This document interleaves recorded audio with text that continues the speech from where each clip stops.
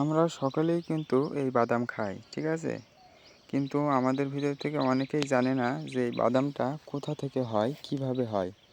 এই বাদাম কিন্তু শরীরের পক্ষে অনেক উপকারী একটি জিনিস।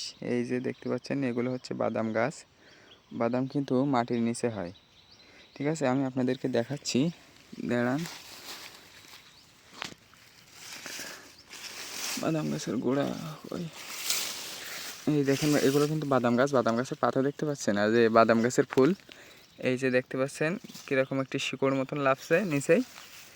এই শিকড় থেকেই কিন্তু, এই শিকড় নিচেই মাটির ভিতরে গিয়ে এই শিকড় থেকে বাদাম হয়। এই যে বাদামের ফুল আর বাদামের গাছের গোড়া।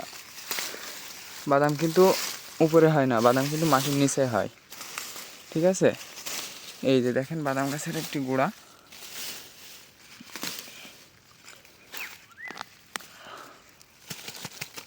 বাদাম দেখতে পাচ্ছেন, এই যে দেখেন বাদাম।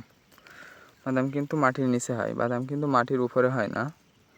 আর এই বাদামই কিন্তু আমরা খেয়ে থাকি, চীনা বাদাম বলে একে। আরও একটা দেখাচ্ছি।